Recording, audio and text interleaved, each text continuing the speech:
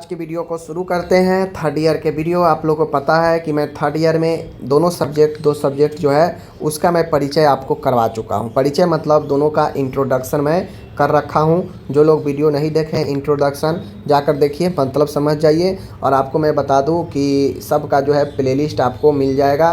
Playlist करके आपको 2024 से 25 और सब्जेक्ट का नाम रहेगा, प्लेलिस्ट आपको मिल जाएगा, उसी में सारा वीडियो डलेगा। देखिए एक वीडियो दोनों सब्जेक्ट का डल चुका है। तो अब यहाँ पे मैं कोशिश कर रहा हूँ कि कुछ कॉमन चीज़ें हैं आपके डेली लाइफ में, नर्सिंग लाइफ में, वर्किंग लाइफ में, प्रोफेशनली जो भी हो, इंटरव्यू वगैरह, एग्ज़ाम वगैरह में यूज होने वाले कुछ एब्रीविएशन हैं। बहुत सारे एब्रीविएशन हैं मेडिकल में, लेकिन कुछ ऐसे कॉमन है जो आपको हमेशा आपके सामने आता रहेगा। तो उसको हम लोग यहाँ पे जानेंगे थर्ड ईयर में। और आप लोग को ये सब चीज़ें नॉलेज बढ़ाने के लिए, इंटरव्यू वगैरह के लिए, आगे एग्ज़ाम के लिए ज़रूरी है, जानना चाहिए। तो चलिए हम लोग करते हैं शुरू। देखिए मिडवाइफरी में हम लोग एब्रीविएशन देखते हैं। तो इधर संक्षिप्त नाम है, इधर फुल नाम है। देखिए ANC का मतलब होता है ANC। थर्ड ईयर में ANC, PNC बहुत ज़्यादा यूज होगा।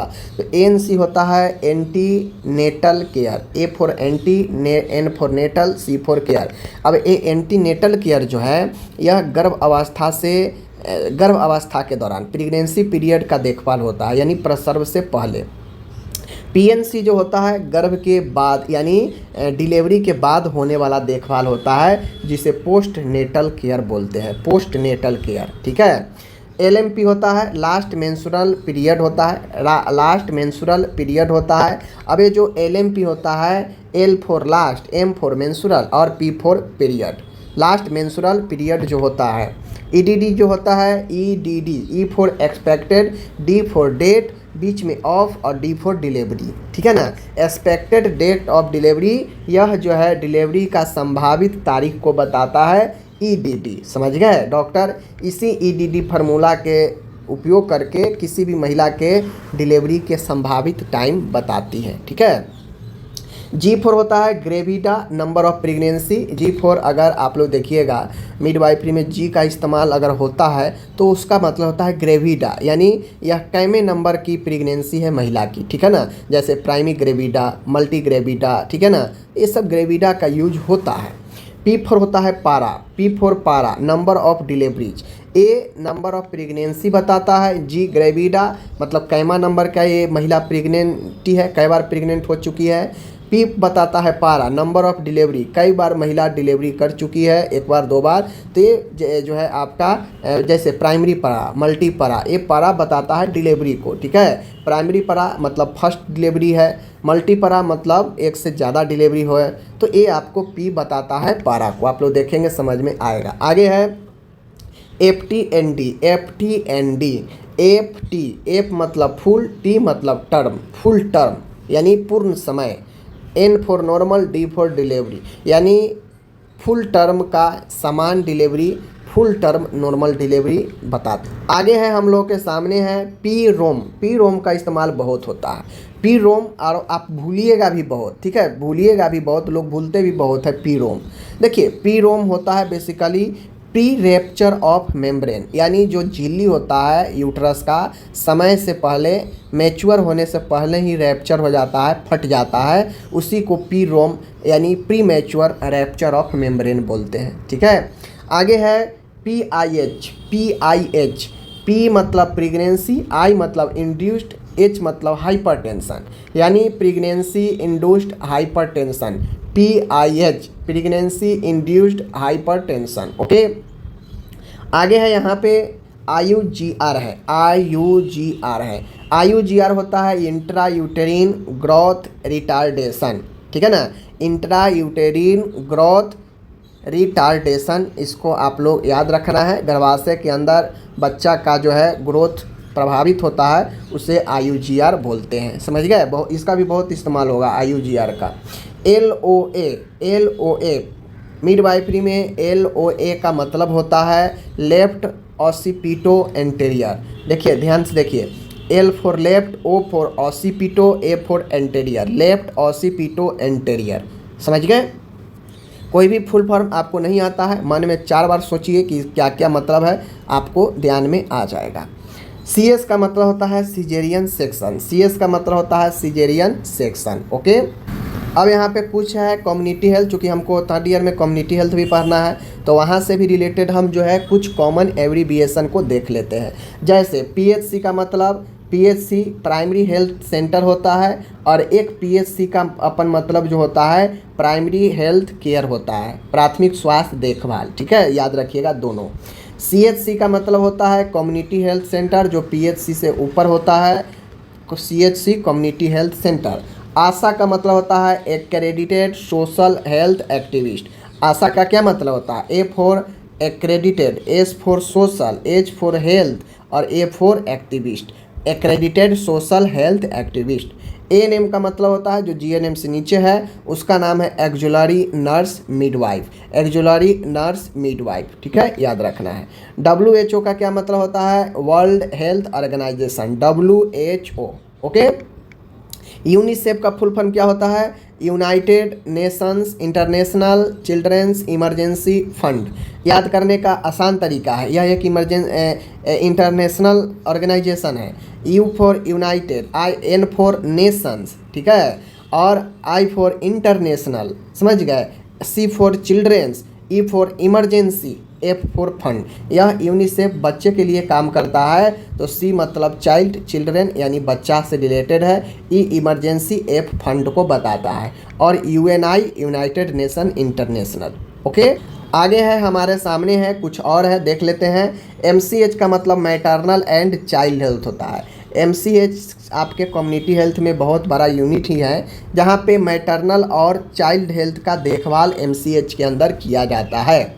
RCH होता है रिप्रोडक्टिव एंड चाइल्ड हेल्थ, यानी प्रजनन और शिशु स्वास्थ्य, reproductive and child health. NACO का मतलब होता है national AIDS control organisation.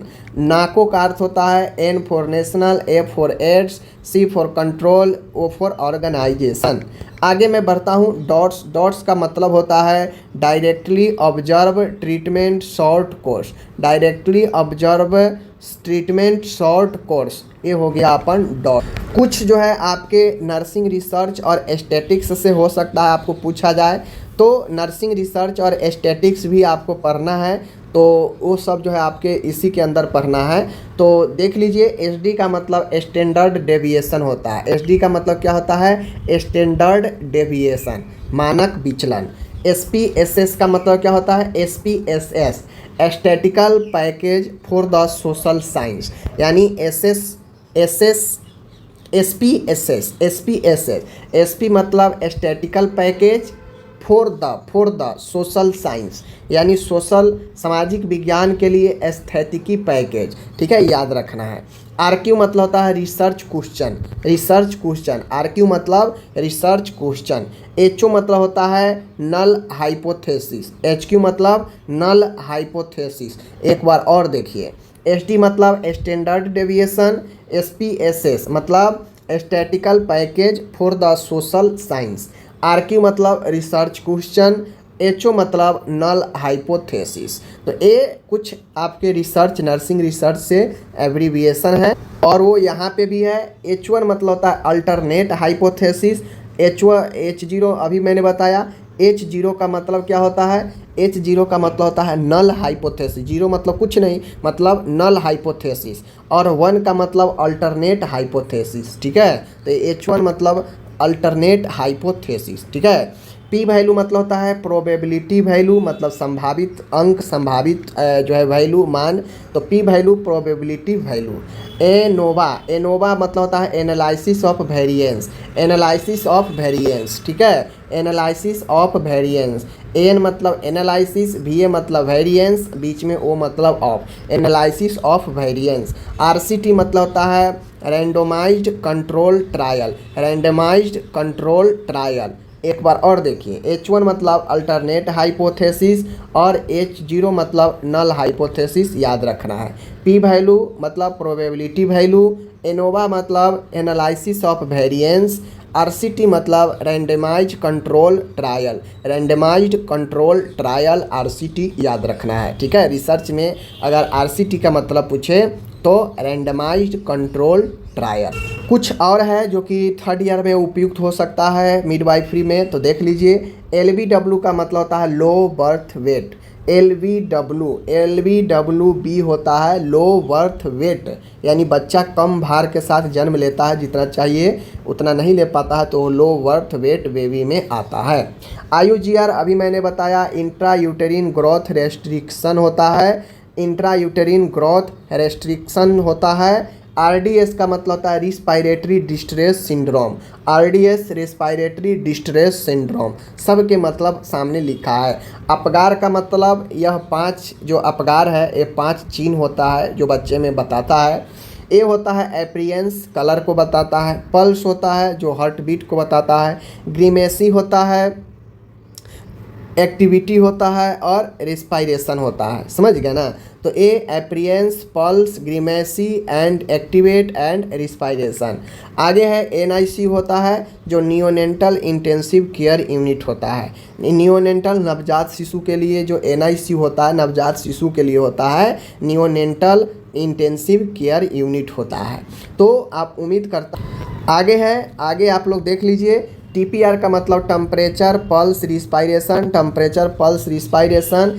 B/L का मतलब होगा बाईलेटरल होता है। CO मतलब होता है कंप्लेंट्स ऑफ। अब अगर डॉक्टर आपको CO करके लिखते हैं मतलब वो कंप्लेन लिख रहे हैं, ठीक है ना, कि पेशेंट क्या कंप्लेन बताया है, तो ये कंप्लेन ऑफ होता है। अगर डॉक्टर HO करके लिख रहे हैं मतलब वो हिस्ट्री लिख रहे हैं पेशेंट का, कि हिस्ट्री ऑफ बताता है। DC मतलब D&C करके लिखा है तो वो डिस्चार्ज को बताता है। समझ गए? तो ये सब पहचानने वाला है। अगर मान गए आप जाए काम करके CO डॉक्टर लिखे और आपको पता ही नहीं है, HO मतलब लिखे पता ही नहीं है, DC का मतलब पता ही नहीं है, तो फिर आपको सीखना पड़ेगा वहाँ पे, जो कि टाइम बर्बादी है।